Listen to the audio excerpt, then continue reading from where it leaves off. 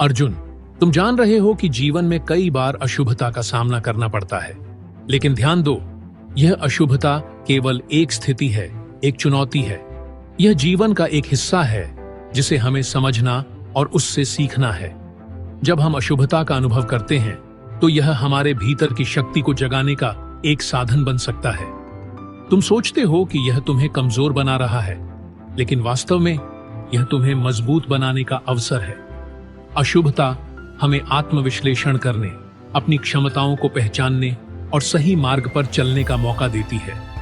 कभी कभी अशुभ घटनाएं तुम्हें हतोत्साहित कर सकती है, लेकिन याद रखो, हर एक कठिनाई में एक संदेश छिपा होता है। जैसे अंधकार में दीप जलाना कठिन होता है, लेकिन जब तुम वह दीप जलाते हो तो अंधकार को दूर कर देते हो। इसी प्रकार तुम्हारा साहस और दृढ़ता अशुभता के अंधकार को समाप्त कर सकती है।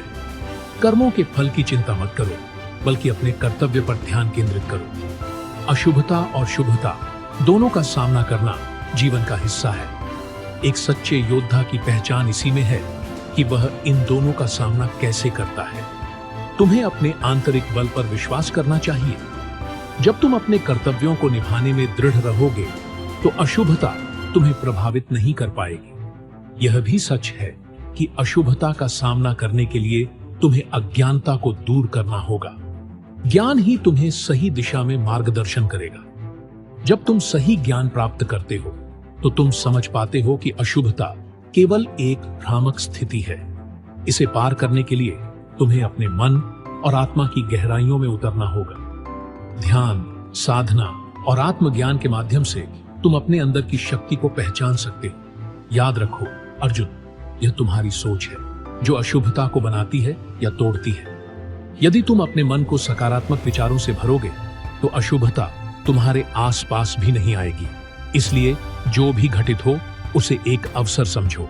इसे अपने विकास का माध्यम बनाओ। जब तुम दूसरों की मदद करते हो, जब तुम दया और करुणा का परिचय देते हो, तब तुम अशुभता को दूर करने का प्रयास कर रहे होते हो। दूसरों का भला करने से तुम्हारे भीतर एक सकारात्मक ऊर्जा का संचार होता है। इस ऊर्जा से तुम न केवल अपनी अशुभता को समाप्त करते हो, बल्कि दूसरों के जीवन में भी उजाला लाते हो। अर्जुन, तुम्हें यह समझना होगा कि जीवन में कोई भी स्थिति स्थायी नहीं होती।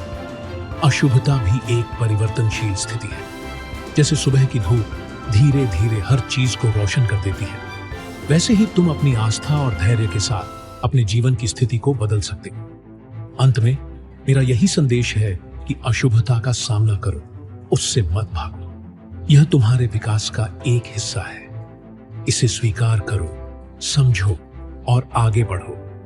तुम एक महान योद्धा हो और तुम्हारे अंदर जो शक्ति है वह तुम्हें हर अशुभता पर विजय दिला सकती है।